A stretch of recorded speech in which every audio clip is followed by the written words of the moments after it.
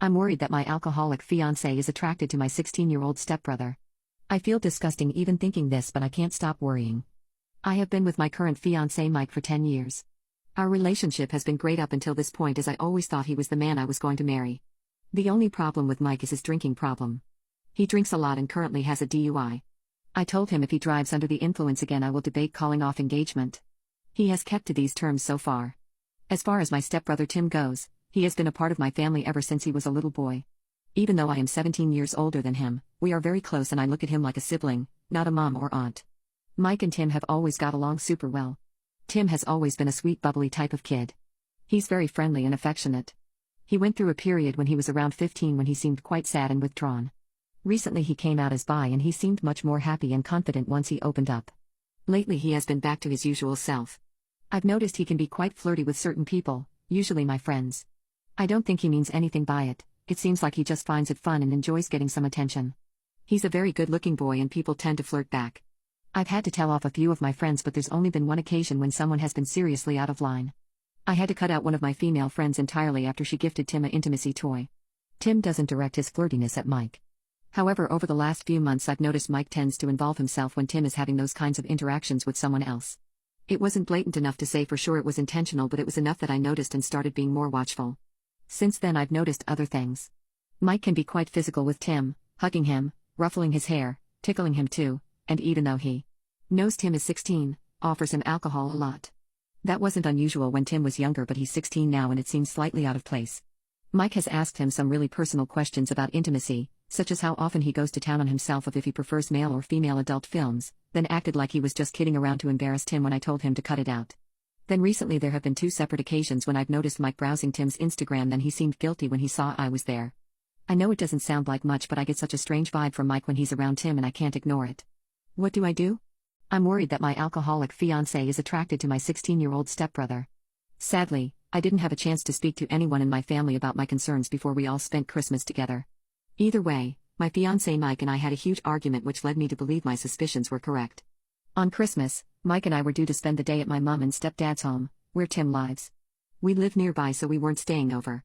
My mom mentioned the day before that Tim was inviting a friend whose family doesn't celebrate. That isn't an unusual situation, so I didn't think anything of it. When Mike and I arrived, Tim's friend was already there. They were both very friendly and polite, then after a while they went to play video games together in the main seating area. It was quite obvious they either liked each other or were already dating. They were awkwardly flirting with each other and holding hands when they thought no one was looking. Everyone apart from Mike thought it was cute. Mike was extremely quiet and snappy for more or less the entire time we were there. He was drinking more than usual. I was driving, so I didn't drink at all, and my parents only had a drink or two, so it stood out. He snapped at me when I asked what was wrong and when I suggested he slow down on the alcohol. It was very uncomfortable. My mom and Tim were both getting anxious. Tim's friend seemed confused. My stepdad was obviously losing patience with Mike's behavior. We ended up leaving right after dinner because I was so uncomfortable, and he was silent the whole journey home.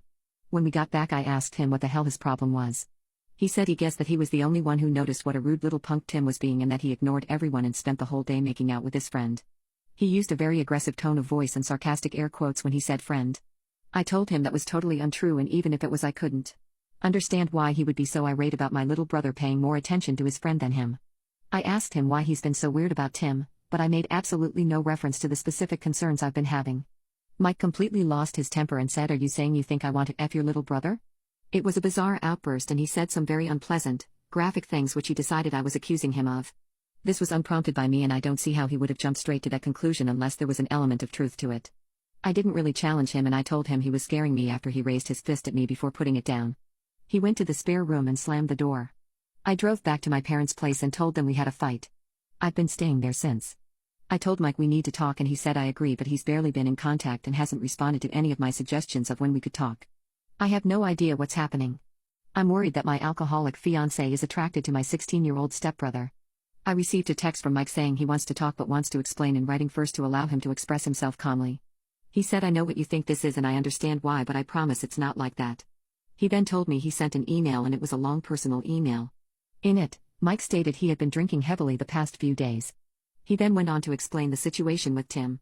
He said he experienced confusion about his orientation when he was Tim's age. It went badly, a close friendship ended, and he ended up never addressing those feelings and ignoring that part of himself. Tim coming out brought out a lot of confusing feelings. He admitted that he did initially believe he was attracted to Tim and was jealous of people Tim was interested in. He admitted he did think about him in an intimate way throughout the night. He even admitted thinking about Tim while him and I were having intimacy one time, and he stated that the thought of Tim helped him cross the finish line. He said he never would have acted on this as he has good morals, in his own words, and he was disgusted with himself for thinking that way, which caused even more difficult feelings. He said he now realizes that he is envious of Tim's friends because he regrets never exploring when he was Tim's age, and seeing him now makes him feel bitter, especially seeing him with his friend/boyfriend. He went on to say that his crush on Tim is likely something that will just fizzle out and that he hoped we can move past this weird era in our lives. He also said he never meant for any of it to happen. Before apologizing, he had the audacity to blame Tim for coming out and stated had Tim never done that, these old feelings never would have resurfaced. He ended the email by apologizing for his behavior and for lashing out the way he did, and he said he hopes we can talk and forgive each other. I haven't replied TP him, but I do plan to talk to him and tell him much of a disgusting piece of crap he is. I have a lot of questions. I don't know if that's something I can accept and move on from. He asked me not to speak to my parents or Tim before speaking to him first. I haven't said yes or no.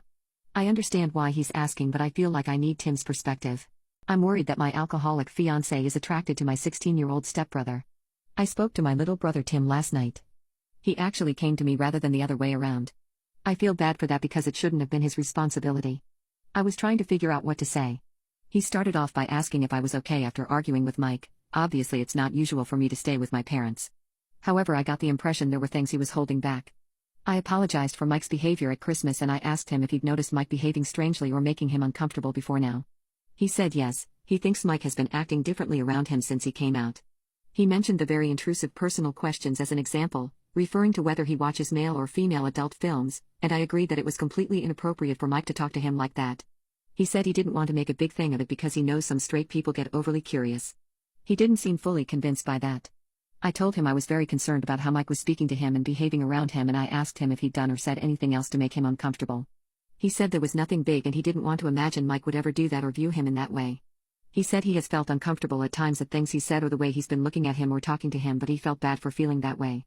I tried to reassure him that he's done nothing wrong and it's completely unacceptable for Mike to treat him that way and he isn't wrong to feel uncomfortable. I tried to encourage him to open up, but he didn't want to. I had no idea how much to tell him about what Mike said because I didn't want to upset or worry him. I told him Mike and I are no longer together, and I asked him to tell me if Mike tries to contact him in any way because I'm concerned about his behavior and his lack of respect for Tim's boundaries. I brought up social media to remind Tim to be cautious about his privacy settings and block Mike. I asked if Mike ever interacted with his social media and he said no. I didn't want to bring up that I'd seen Mike looking at his Instagram because Tim was already upset and worried, but I thought the important thing was just to make sure he's safe for now. Tim kept apologizing. I tried my best to reassure him that none of this is his fault. I'm furious with Mike for putting him through this. I'm worried that my alcoholic fiancé is attracted to my 16-year-old stepbrother. Things have gone bad to worse as my ex-fiancé Mike is now stalking my little brother Tim. When we last spoke, Tim was very apologetic to me and I tried my best to reassure him that none of Mike's perverted actions or gestures were his fault. I have since broke up with Mike over text, as I cannot bear to have a face-to-face conversation with him. Sadly, Mike did not take it well at all. Most obsessed boyfriends end up stalking their ex, but my boyfriend decided to stalk and harass my little stepbrother. The stalking started off regular. Tim would often get random fake accounts messaging him, then fake phone numbers, so on and so forth. I knew this was Mike's doing and tried contacting authorities about it, however nothing was done. I showed them the email, but the police stated this was not sufficient proof that Mike was stalking Tim with the fake accounts. The stalking persisted.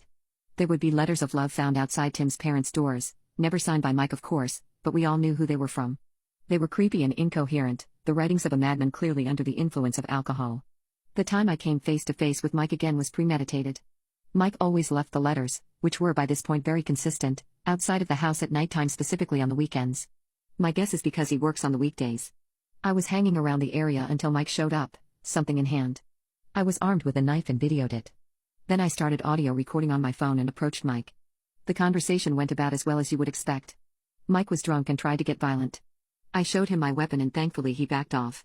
I got a verbal confession off him and will plan to show this to the police and try file for a restraining order against him and hopefully convince Tim to do the same. I have talked to Tim about it and he is in full support of this.